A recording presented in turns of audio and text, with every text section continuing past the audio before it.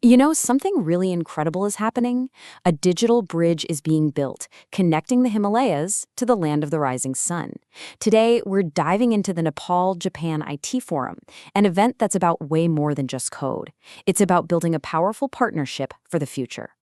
That one sentence right there, it really says it all, doesn't it? It captures the massive ambition of the first ever Nepal Japan IT Forum. See, this wasn't just another conference. It was more like the blueprint for a superhighway, a digital corridor designed to move talent and innovation between two nations. So this event in Tokyo was all about a strategic matchup. Think about it. You're pairing Nepal's amazing, growing pool of tech talent with Japan's huge demand for digital transformation. This was about going way beyond simple outsourcing and building a real collaborative partnership. Okay, so we're throwing around this term digital corridor. What does that actually mean in the real world? Well, it means creating a totally seamless path for ideas, for talent, and for business. And this forum was all about laying that foundation, one digital brick at a time. The whole event really boiled down to 4 key goals. First, they wanted to analyze the markets to find that perfect fit between the two countries. Second, it was all about sharing real-world stories from entrepreneurs.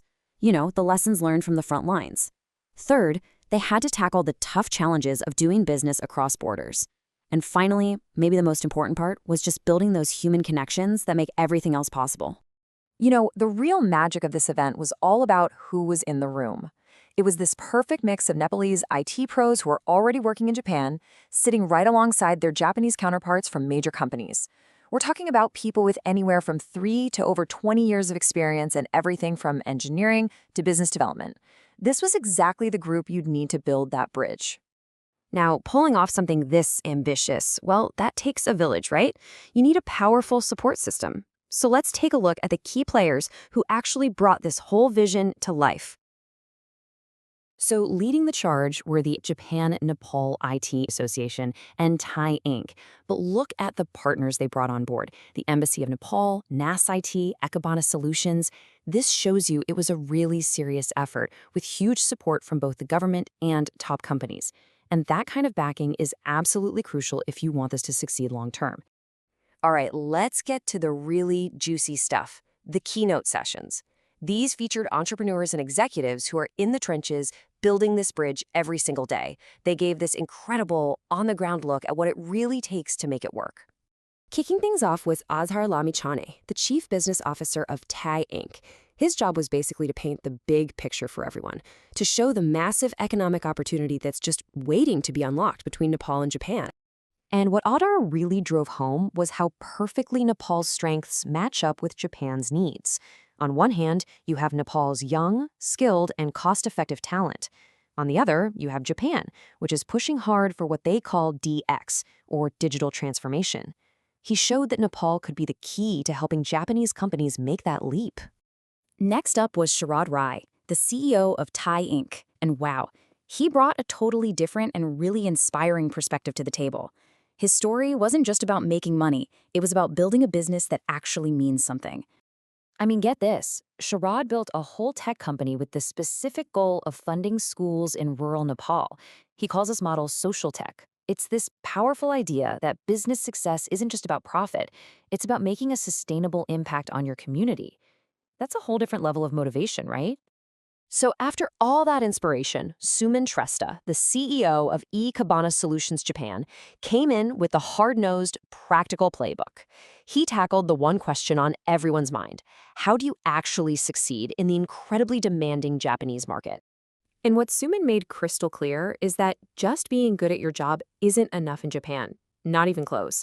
He said it comes down to 3 things: adapting to the business culture, building rock-solid trust through long-term relationships, and having a smart strategy for localizing your talent. This was pure, actionable advice. So you have these amazing individual talks, and they all led up to what was really the intellectual heart of the entire forum, the panel discussion. This is where things got really interesting. The big theme was Nepal Japan Tech Synergy, strengths, challenges, and the road ahead. You had Anish Man Shrestha and Suman Shrestha on stage, really digging into the tough questions about what the future of this whole partnership is going to look like. The first thing they tackled, the barriers to entry. You know, the obvious stuff, like cultural differences and language gaps. But they stressed that the real key to winning in Japan isn't just about overcoming those hurdles. It's about building deep, unwavering trust over time by consistently delivering quality work.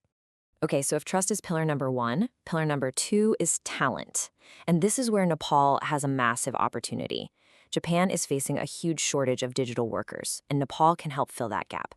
But, and this is a big but, it means modernizing its IT education to focus on AI, machine learning, and the cloud, exactly the skills Japanese companies are desperate for. And this whole conversation led to this just brilliant reframing of the role of Nepalese professionals. The panel said they aren't just here to write code. No, they are bridge engineers. Think about that. They're the bilingual, bicultural experts who are absolutely essential for connecting all the dots in Japan's digital world. What a fantastic term. So, with all this energy and all these great ideas flying around, the big question is, what's next? Where do we go from here? Well, the good news is, this forum didn't just end with a lot of talk. It ended with a concrete action plan. And here it is, a clear 5-point action plan. It starts right at the top, with a formal framework backed by both governments. Then it focuses on the people, creating talent incubators with real job opportunities and standardizing skills through certifications. And it keeps the momentum going with exchange programs, and this is so important, promoting the success stories to inspire others. This is a real roadmap for the future. You could just feel it at the end of the forum, this powerful sense of momentum. This wasn't some abstract discussion about a distant future. It was about building that future together, starting right now. At the end of the day, what the forum really did was spark a genuine conversation. It was a testament to this shared mission of creating a strong, mutually beneficial tech corridor. That collaborative spirit for a shared digital future, that was the biggest takeaway of all. So, the vision is set, the roadmap is clear, the first bricks of this digital corridor have been laid. The only question that remains for everyone involved, from Tokyo all the way to Kathmandu, is what part will you play in building this bridge?